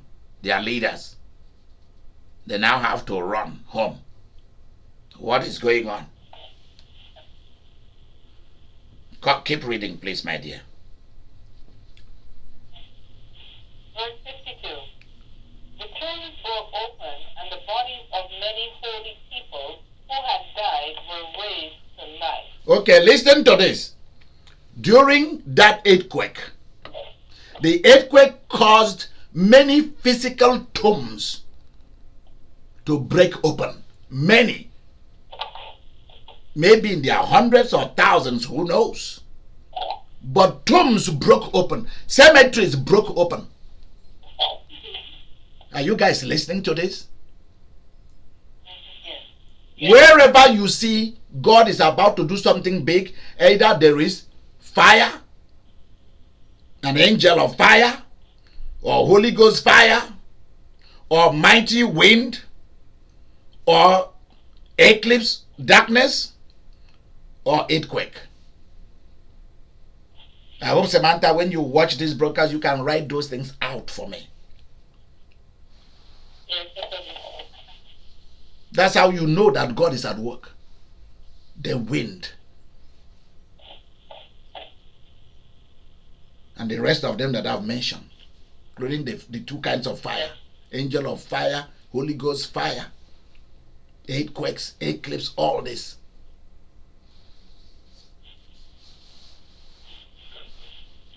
Tombs were opened. And what happened? Read that place again for us, Roslyn, please do. Let's see what happened when the quaking came to the tombs, came to the cemetery. Read, let's hear you. The tombs were open, and the bodies of many holy people who had died were raised to life. Do you hear that? Do you hear what she's reading? And the bodies of many, did you say holy people? Holy people. Do you hear that? People who died in the Lord. Even though they died in the Old Testament religion, but they did not follow it as it is. They follow it God's way. They were righteous people, good people. He said their bodies, physical bodies, their bones, life came back into them. Flesh and blood came back into them. Can you imagine that? Dead people came back to life, to mingle back, to continue. What about if people have taken their homes already? What's going to happen here? Bro, like if it was your brother that took over your this thing, senior brother, I'm back. What do you think is going to happen? Why didn't you remain dead? Why are you back? I want my wife back. I need my children back. I need my land back. Bloody hell, what's going on here? How did you manage after all these many years that you were dead? How did you manage to come back to life? I hope I'm not dealing with some zombies here. He said, this is me. This is the real me. See, these are the side that you don't hear being preached or taught in churches that I'm telling you. In the dead, that was why yesterday you were being told, go back to the video of yesterday, to the broadcast of yesterday. He says, power came from the cross. Power came from the sacrifice at the altar of Jesus. Because people never stretch that part. They never go there. But now you can see what I was telling you yesterday. That is true. That one single act caused eclipse, caused earthquake, and now what is happening? Went and broke many cemeteries in that nation, in that territories. In all of that territories, cemeteries began to break wherever holy people were. And that tells you what's going to happen when Jesus appeared again. Because now Jesus is appearing in the world of the spirit, and this is happening. What is going to happen when he will appear again in the world of the humans? What's going to happen? Great chaos. Tell me about it. This is when Jesus died that happened. What about when he comes? What will happen? Instead, all you hear people tell you about is the beast, mark of the beast, this, that. As though I'm interested in beasts. The beast should be interested in me because I'm a bigger beast than that beast. You are a better beast than whatever beast they are talking about. And they are putting fear. They are putting fear in people to come and give those preachers and teachers money. They are telling you about the mark of the beast, the this, the that. Who is interested in that? I'm not. I'm interested in the one who, when he appears, things began to happen for good. He set human beings free from the religious leaders by God leaving the temple. His presence left. Human beings are now free. What Jesus said, God is spirit. Nobody, he said to the woman of Samaria, the Samaritan woman, he said, a time is coming. And now is when the worshippers of God will not worship him either in this mountain or in Jerusalem, but God is spirit. And those who want to worship him can create their altar, their shrine, their temple, their synagogue is anywhere. Whether at your job, you take a break for 5 minutes and you say, God, I'm here, I love you, I thank you, I'm here for you. You go back to your job, drink some coffee and some tea, continue what you're doing. That is awesome. You've created a church right there. You've worshipped, you are gone.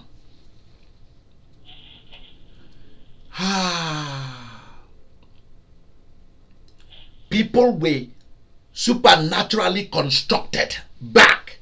Skeletons came together.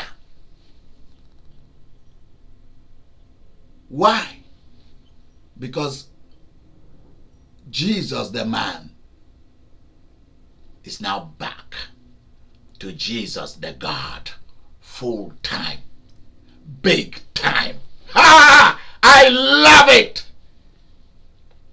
I love it. I crave for this kind of ministration that is happening tonight. I crave for this.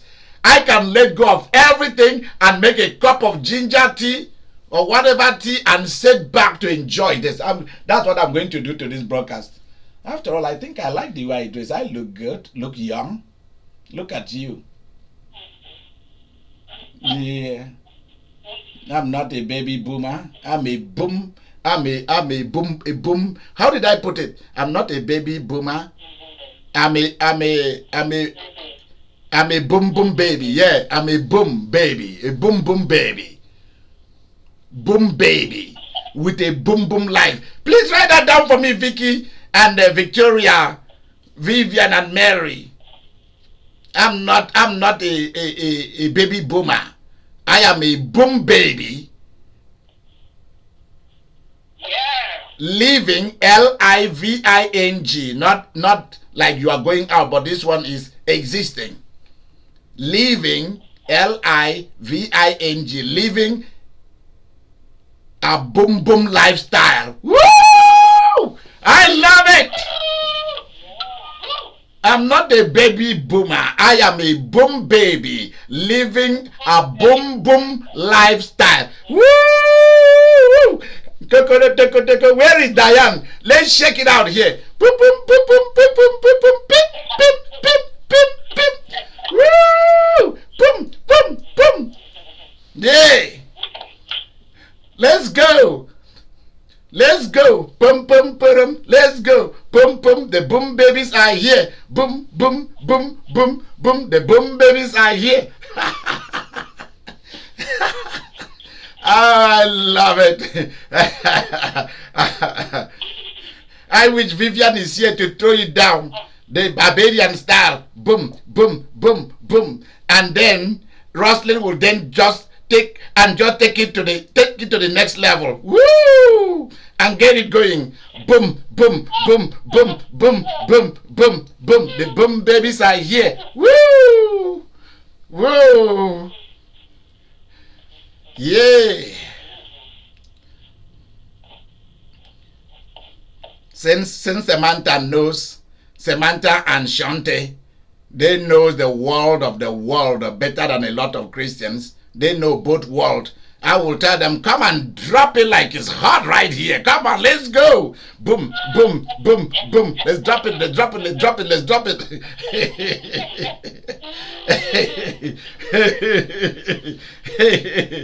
Yes, so it's about time.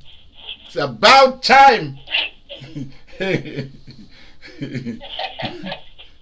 Yes.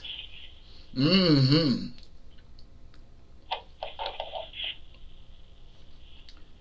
See, those were the things that were happening. People were supernaturally reconstructed and they came out physically. They came out physically to tell us what is going to happen. That's why I say to all of you, forget about focusing on death. Don't think about death. Leave it alone. It's none of your business. You were not made for that. You were made for something bigger. And he's showing you supernaturally people can be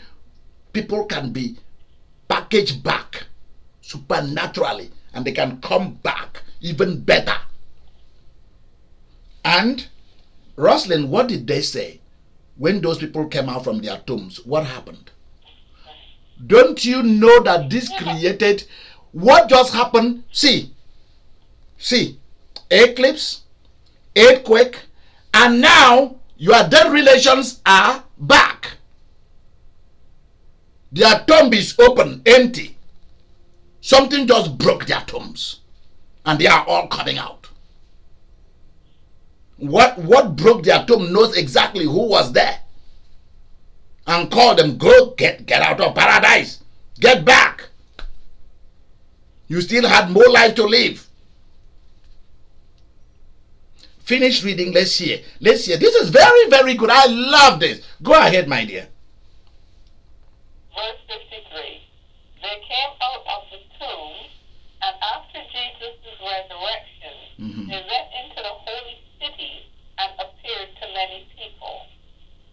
You hear that? So what happened was that after all these people came out, many of them, there was chaos in the city.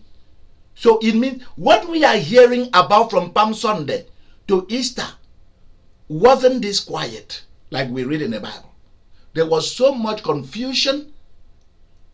People who were physically buried are back home and are demanding for their land, demanding for their wives. How does it look like you are living with a woman and suddenly the husband arrived and the wife ran out? What is going on? And the wife said, I've seen the ghost of my husband. Oh. The ghost of my husband is here. And the husband running after him and said, no, I am your husband. She said, no, I'm now married to somebody else. And the husband is told, hell, who is that? Who is your husband? I am the rightful husband. He said, but you died many years ago. How did you manage to come back? By the time you know, he's punching this new husband on the jaw. Remember that song by Ludacris? Get back, you don't know me like that. If you make one move, I'll what is it? If you make one move, there is the way he put it. He said, I came, I saw, I hit them right in the jaw, you know?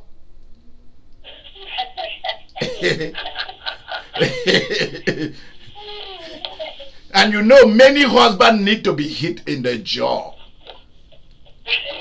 You know that. Nancy said this to me, that Nancy said to me, Nancy, where are you? Right here.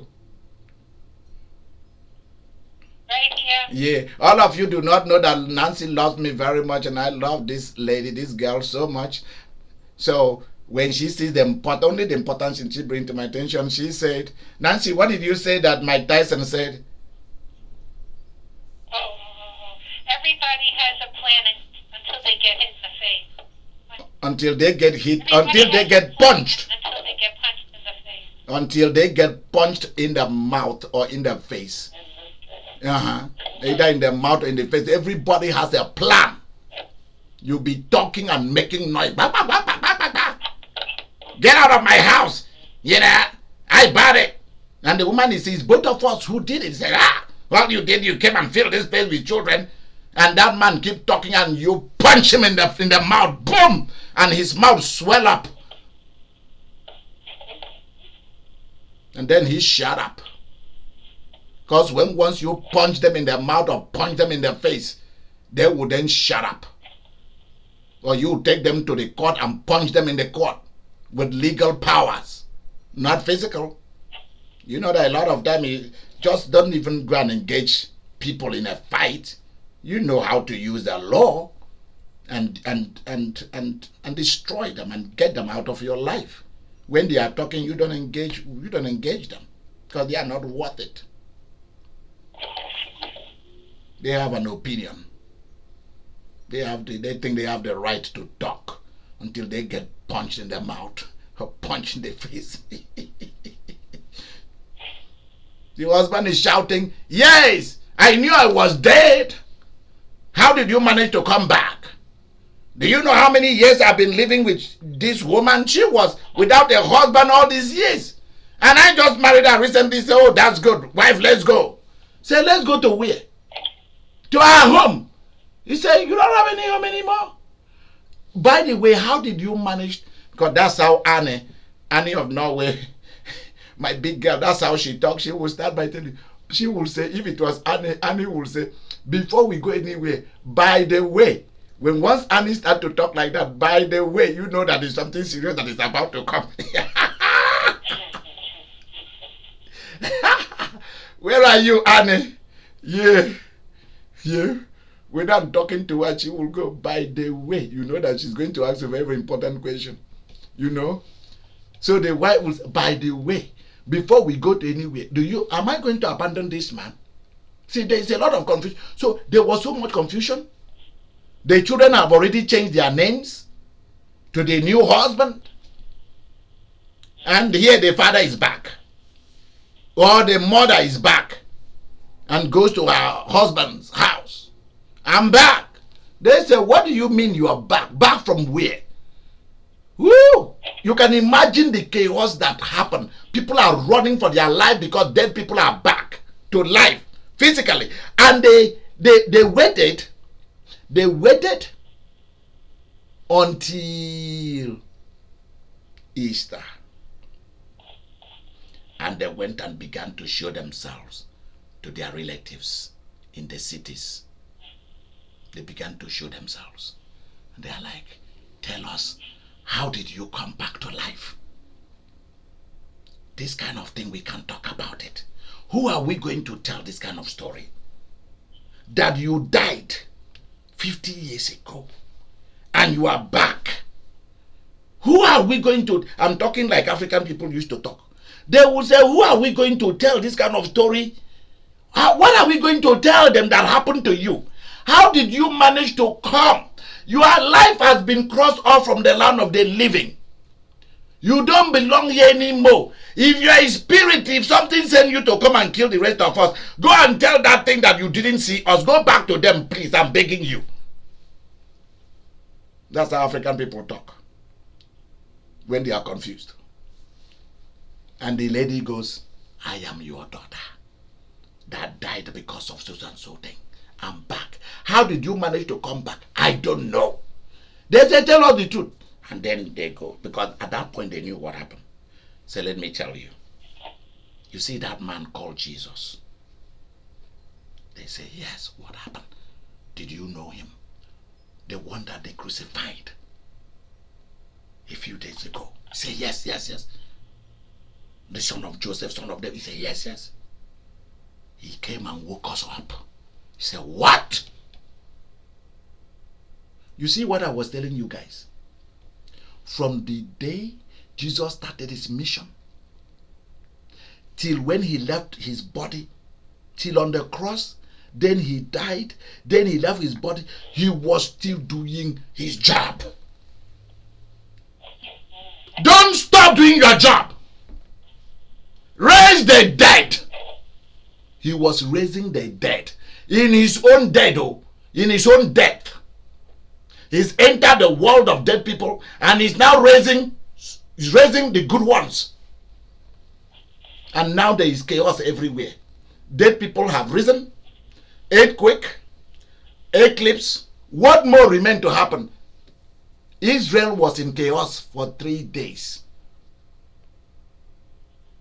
For a whole month. For years to come. Things have never been the same. If your business has collapsed, don't agree. Tell the captain to resurrect it. Tell him to resurrect it. If somebody have denied you your right, tell the captain to enter into legal lawsuit against them. If your kids are not agreeing with you and they are fighting you, tell the captain to come into this. Anything, if you owe any money, tell the captain to come and pay your debt. Nobody can exhaust the wealth that guy has. I am telling you the truth. The wealth that Jesus has, even if we are 1 trillion people on the earth, we cannot exhaust it. It will just be like a scratch in the surface. Just a scratch. He has too much wealth and I need a lot of it. I want you to be greedy for his wealth. He loves it. I want your belly to be fat like the belly of a grasshopper, like the bellies of locusts. I want you to eat 7 times than your body weight can carry.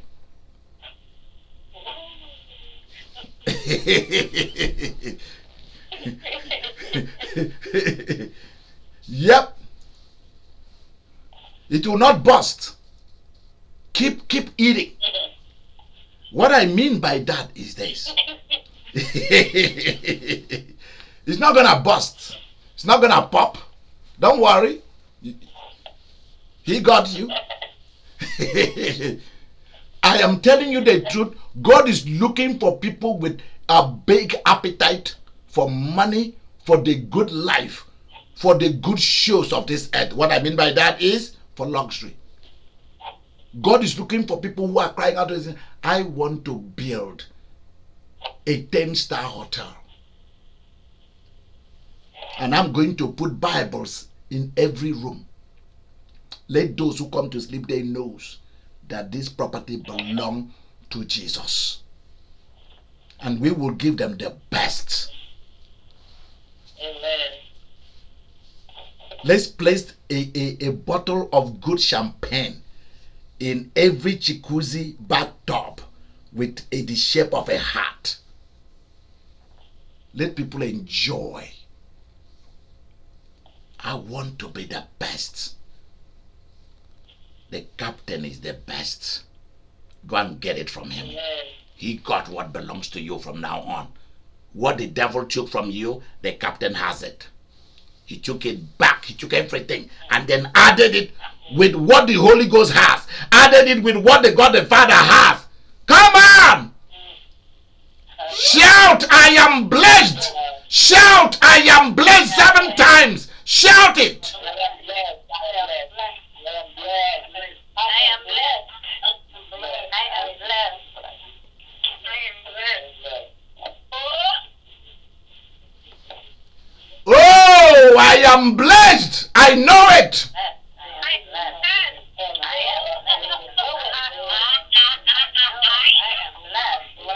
Start laughing. I want you to begin to laugh. Begin to laugh and say, I'm blessed. Ha ha ha, I'm blessed. Ha ha. I am blessed. Ha ha ha, I'm blessed.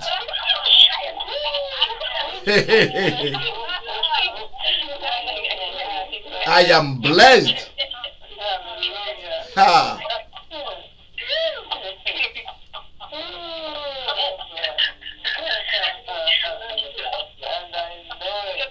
And I know it. Yep.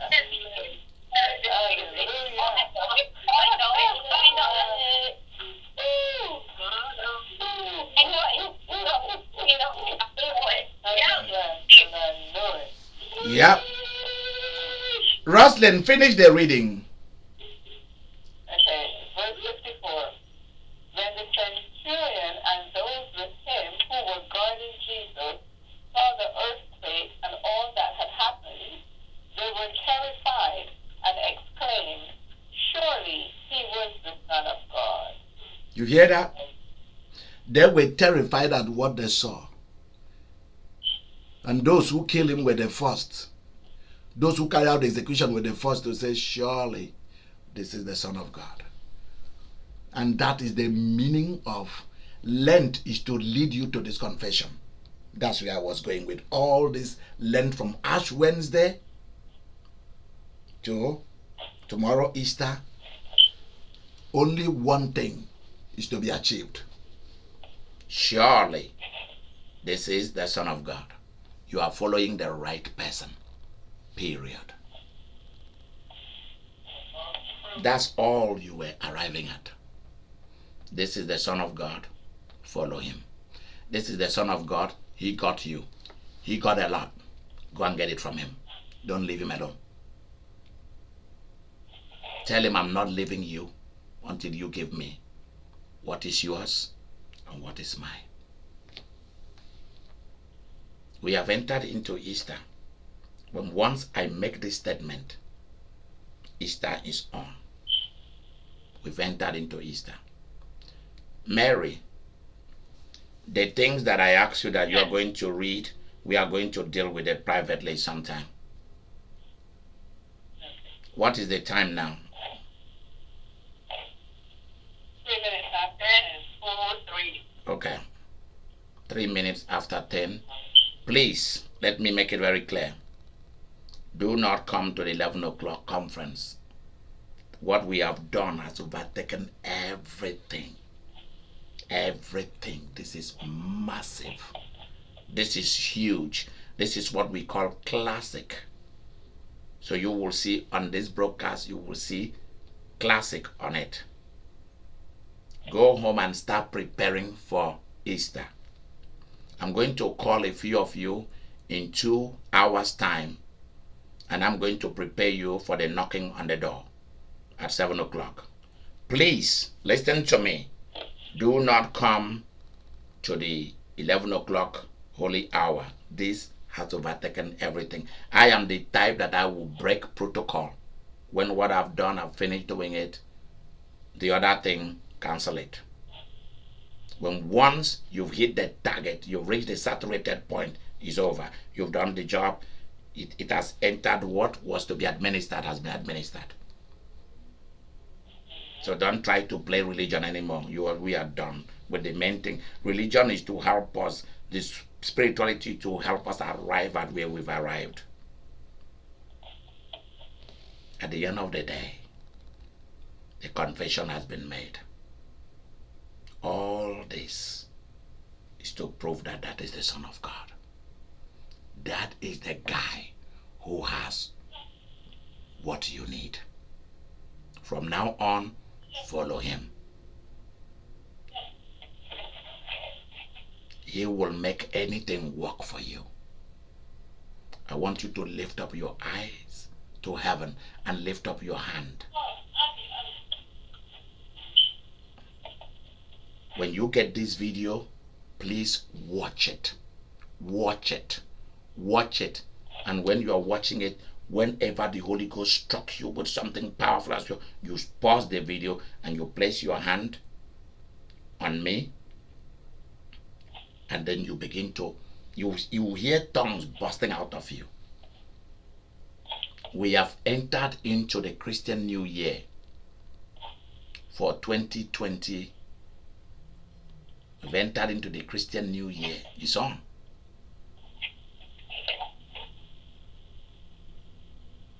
This is it. Easter is the beginning of the new year.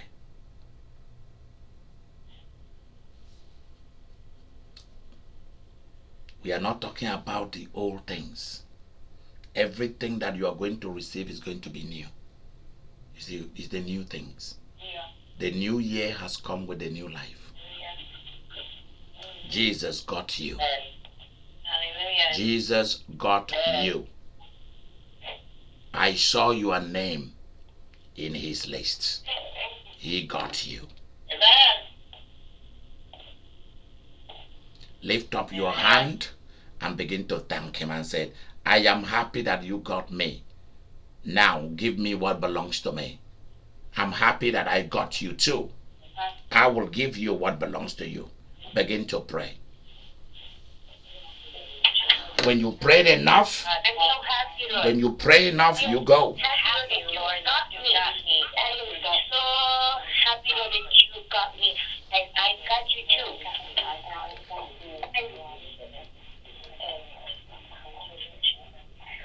I got you. You got me. I got you. You got me. We got each other.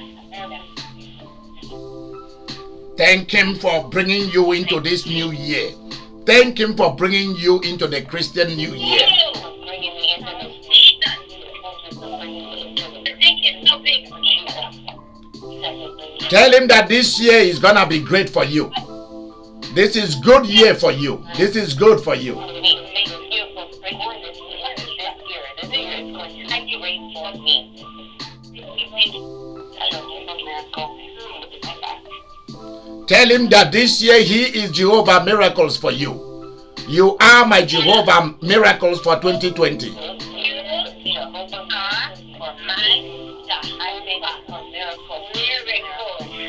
Thank you, Jehovah Miracle. I honor you.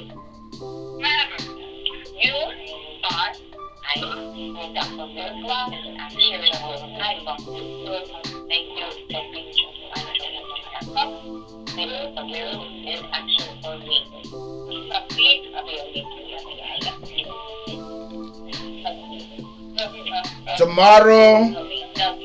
Tomorrow service, the service at 12 noon Eastern, which is 11 o'clock Central. The service, the Easter service is 11 o'clock Central, 12 noon. Is that it? Is that it? No. It's 12 noon Central. It's 12 noon Central. Please let me correct myself. Easter service is 12 noon Central, 1 o'clock Eastern. Then there is the resurrection service. And that one happens at 7 o'clock Central, 8 o'clock Eastern. The women are going to be knocking on the door, and they are coming to find Jesus. Any other video that we're supposed to be part of this, you will see it privately. It will come out, it will be done privately, but it will be put out publicly for you to enjoy. I think that is it. Basically, that is it. Now I want to thank you. Thank you, Sandra. Thank you so much, Sandra. Thank you, Miss Sandra. Yeah. Bless your heart. Thank you so much. Thank you, Nicole. Thank you so much. Bless your heart. Thank you, Mary. Thank you, Mary. A big mama. Bless your heart. Thank you, Emily, the girl. Yeah. Lord, thank you for giving me the right Jamaicans. They are out here. God told me when I find the right Jamaicans, it's a beautiful thing. Emily, thank you, thank you, thank you, girl. Thank you. Yeah. Zola, thank you for a great job. Thank you for being a great mom. Thank you so much. Thank you, thank you, thank you. All right, so we will see those of you who are not early risers. Make sure you come to the Easter service at 12 noon, 1 o'clock Eastern. Those of you who wake up early, I want you to do it this way so that it's easy for you. Let me turn this off. Get up. No, they have to get up. No, this is the way I think we should do it. Those of you who wake up early, come to the resurrection service. I don't want people to repeat two services. Don't repeat two services. Because I want you to have time for yourself and to go start cooking. I want good cookings. Clean the house. Do things for yourself. Go and shop. Cook. Let there be cooking taking place. Like right now when I'm done, I'm going to start cooking. Gonna make sure that there is good food there for me. There are certain things that will feature on the table for Easter. So it's on. Make sure that there is good food, good wine, good stuff. Don't get drunk now. Make sure there are the best stuff. Make sure there are the best stuff. Good. Come on. Yes. I hear you. Yeah. There's somebody that I've banished from drinking, so that person should know.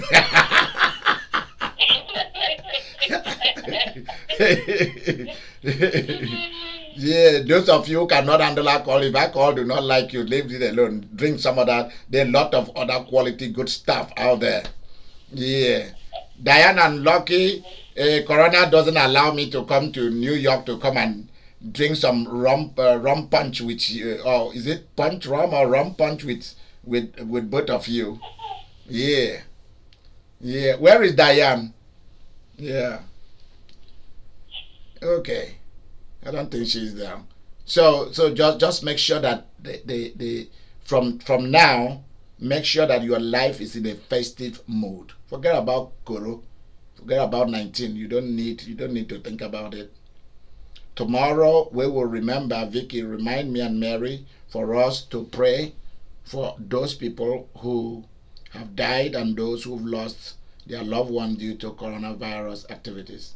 Please, even when people will be asked to start moving out again and doing things, make sure that you be careful. You take care of you. I want you alive. There's a lot that you are going to do.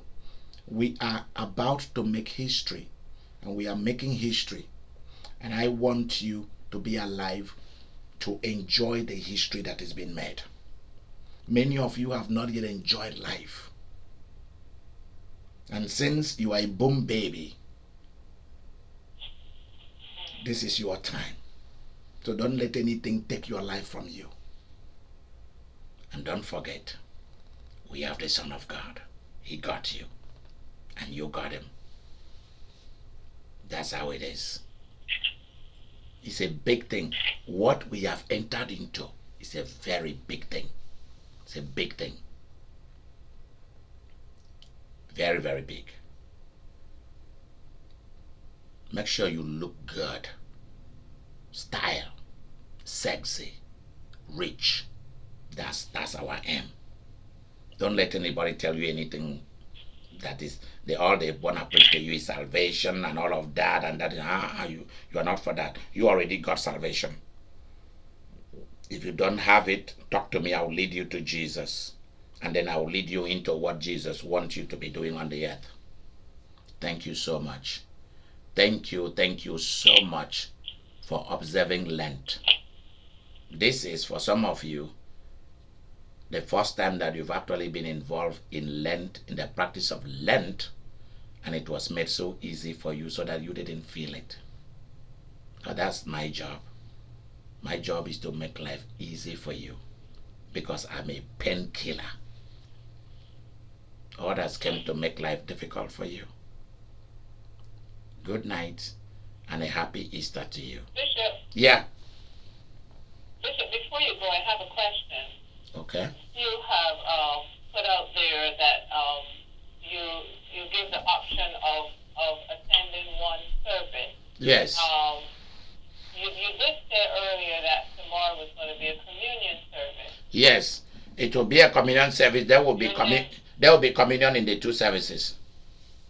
In the two services. Yes. That's what I wanted to know. Yes, there will be communion in the 7 o'clock service. There will be communion in the 12 noon 1 o'clock service. There will be communion in all of them. The only difference in the two services is that there will be a drama in the first one. The first one is a shorter service. The second service is something out of this world. It's both about the resurrection, but we are going to the book of Ezekiel. We are going to see. What makes what I do fascinating is when I'm not thinking about the people of heaven, that's when they tweak in to tell me what I'm going to do. So I wasn't thinking about connecting the resurrection of Jesus to something that happened in Ezekiel that is massive. Massive. But what Rosalind read tonight about the raising of people from the dead, people who died many years ago, came back to life miraculously. Something massive is going to happen on earth tomorrow afternoon at the 12 noon service. So unless you just want to attend both services, then you come. But I'm just giving you an option. If you have so many things you have to do to cook for the family, you have to cook for the family, you have to go and shop for the family, you have to do things, then come to one of them. But if you have the chance for both, then come. Any of it, because all of them will be on our YouTube channel, Money's Power. It will be there. Then you'll be able to watch both of them and get all the goodies from them. But the 12 noon one is just massive, because when they were recording it inside my body, I have been full of smile. It's just smile. When you want to go and prepare for something, they tell you this is what we want you to do, and you are about to prepare, and they tell you don't really need to do anything because it's been recorded in you. And do you know that I am ministering to you tonight? The Holy Spirit is my witness. What I'm telling you, this is just so funny. This is weird too. See, I'm sitting down here all this time.